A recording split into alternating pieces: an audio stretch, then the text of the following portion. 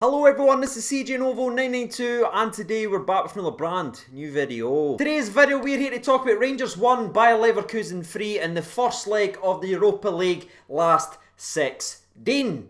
The second leg, by the way, isn't going to happen, so yeah. That was worth it. Also, cheap plug, I know, but if you are new around here and you don't mind subscribing to the channel, that would be absolutely tremendous. We are trying to reach 55k subscribers, so any help would be greatly appreciated. Now, in all seriousness, whether or not the second leg does actually happen next week, which is looking very unlikely, we're obviously here to reflect and react to that 3-1 loss at home. Now, normally a 3-1 loss at home, I'd be sitting here raging or absolutely devastated. But if I'm just being brutally honest, I'm actually sitting here pretty proud of what I just watched from a Rangers team, especially in that second half, because we spoke about it yesterday. We knew as soon as the draw was done, this team right here is the toughest team left in the competition. Again, it's a coin toss between them and Inter Milan, but this isn't a dummy team for elsewhere. This is a top-notch opposition, and they showed that in glimpses during that game there. They've got one guy by the name of Kai Havertz who actually scored against us, which we'll speak about later in the game recap. He, on his own, is worth more than the entirety of Scottish football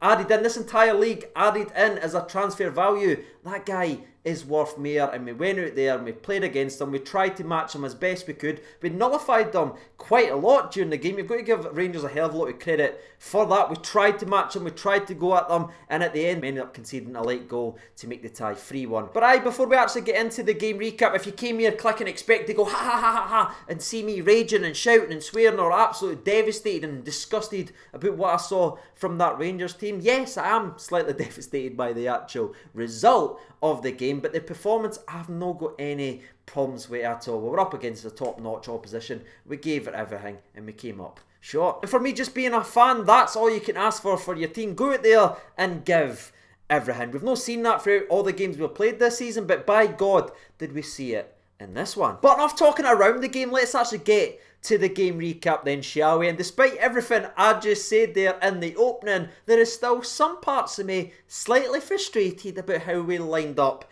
in this game regarding the old starting 11. The first one is going to be the fact that we dropped Hadji.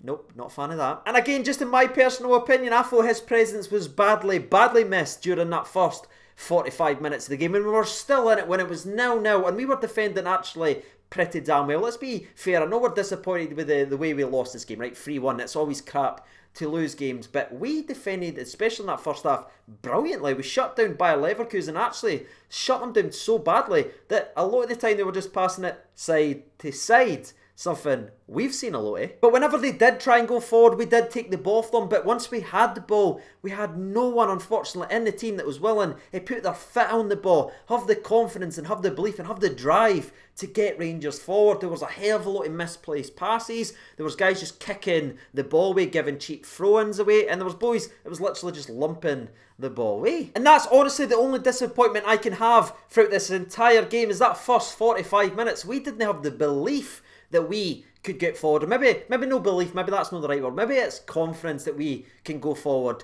with the ball. We certainly found it in the second half when we started asking questions, but I think when you go back and look at that first 45 minutes, it just wasn't quite good enough on the ball from an attacking perspective from Rangers. But again, defensively, absolutely brilliant. Everyone working hard and everyone putting in a shift, because we made this Bayer Leverkusen team look kind of ordinary for some parts of this match, and by God, are they anything but ordinary? But our hard work, effort and commitment to the cause forced them to look that way during that first half. But as we've already mentioned, there was simply nothing going forward. It wasn't like versus Braga where there was a couple of opportunities or a couple of chances. We literally had nothing going forward, and you can't keep doing that against a team of this quality. But again, even in saying that, the way we conceded the first goal is just simply 2020 Rangers. It's a simple long ball up the park. Edmondson just loses the flight of the ball. Unfortunately, he was actually doing okay in the game. He lost his man a couple of times, but he was being strong in the air. It's a simple one, right up in the air. He loses track in it, it bounces, it goes out wide. He then chases the ball down because he's trying to make up for his mistake, and it's a clear handball. I know some people are saying, oh, it's BS, VAR's this and VAR's that, but lads, it's a clear-cut penalty kick. If it went the other way, we would have been absolutely screaming. In the Scottish football, that's not a penalty kick, but in a top-notch competition, that is a penalty kick 10 times out of 10. I don't even care why he was doing this. Now yes, VAR got the decision correct, but I have absolutely no idea why it took them about 2.5 minutes. There's a clear penalty kick. But anyway, Havertz steps up, the man that gets talked about non-stop. He's been dominating the headlines. He is the German wonder kid.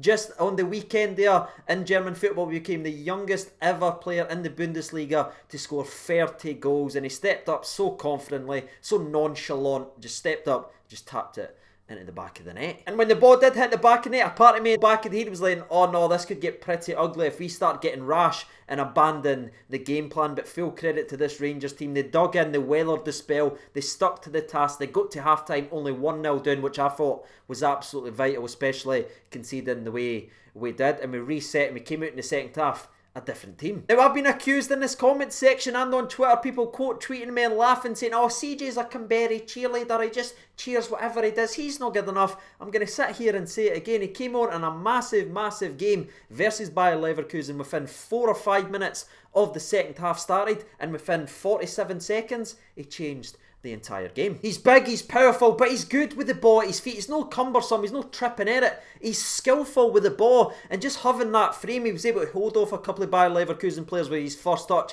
He brings Arfield into the ball, who then whips a nice ball out to Ryan Kent. He whips a delicious cross in, and Morelos is very close to getting on the end of it. And that got the crowd up, and you could literally feel the second Canberra on, everyone's expectations go up because they knew the game was just about to change. Within 60 seconds of that chance we just talked about, Canberra is now on the park. 2 minutes at this point, by the way. The ball is out left, again using his strength. He comes inside, passes to Tavernier, who's on the charge. He does a nice little pass in behind the defence to Alfredo Morelos, and he forces a very good save. But with the crowd rocking and the players getting the belief, they started forcing themselves up the park, because we've seen, oh, again, this Bayer Leverkusen team, as good as they are, there is a mistake in that back line, and a couple of times they were very loose with their touches or their passes, but no one was gambling to go forward. There wasn't enough bodies to actually take advantage, but now there was, and that leads us to the 65th minute in this game. Canberra chasing down, I think Canberra and Ryan Kent is actually chasing down the Bayer Leverkusen defence, no giving up on it. Canberra wins the ball cleanly,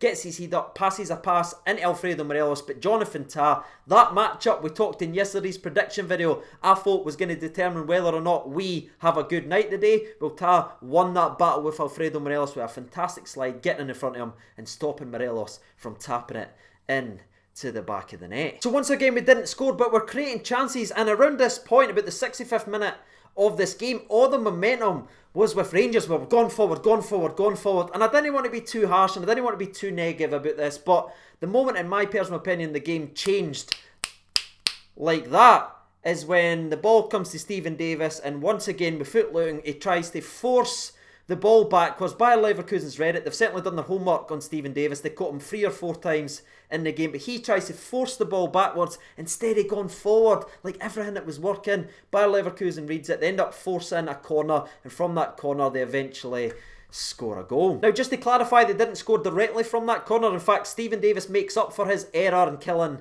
the entire momentum by giving a headed clearance off the line, but 10-15 seconds after that clearance we cannot get the ball away, and a fantastic volley makes it 2-0. And that right there was the gut punch, because it was all going one way, but one silly negative backwards pass kills everything for Rangers. And it's been the same case now since we came back for the winter break. That play right there has killed us in games, and it killed us again. But anyway, let's fast forward another couple of minutes now. Hadji is now on the park, and he actually forces a corner kick. Now, he actually sprints to take the corner kick. He wants to take this corner kick, but give full credit to Tavernier. He sprints for the other side of the park all the way over to that corner kick. He puts the ball down and he says, I'm the captain, I want the responsibility, and he steps up and whips in an absolute beautiful corner right on the money, and big glorious George makes up for his earlier mistake by putting the ball into the back of the net. I didn't know how to respond, because we didn't score 3 headers, lad, but we did in this game. Wonderful cross, wonderful header, we're back in the game, it's 2-1. And I'll tell you something right now, when Barisic put that ball down for that free kick and he said, Hadji,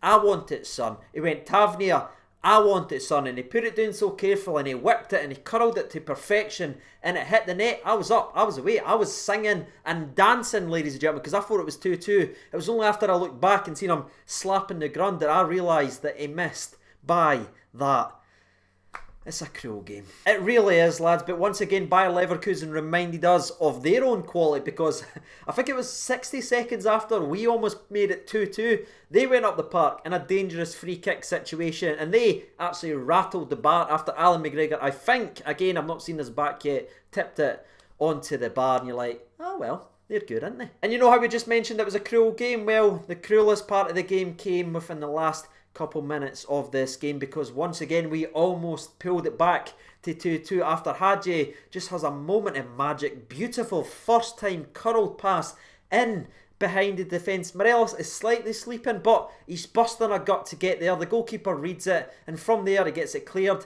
They end up going forward and they make it 3-1 from a top-notch finish from Bailey. Let's take nothing away. Yes, Matty Polster, who came on and did look slightly lost, did completely buy into his first time shot, but the cutback's brilliant. But look at the finish, he just opens the body up and so calmly curls it into the top of net. A wee reminder of their individual quality as well. And that was it, ladies and gentlemen, boys and girls. As much as we tried and gave everything we got, it is a cruel game and it did finish 3-1. That is the game recap, but once again I just want to say I am so proud of this Rangers team. Like I said yesterday, win, lose or draw this game, we have to be proud of what we have achieved in European football so far. It's not getting talked up enough by the Scottish media and we know why, but let's not forget about the journey, the hard work, the blood, sweat and tears we've gave to get to this point, and by God did we get a wee reminder of what they're willing to give in this one. And with that being said, that is the game recap and that is my reaction. Now it's time for you watching today's video to dive into that comment section and let me know your thoughts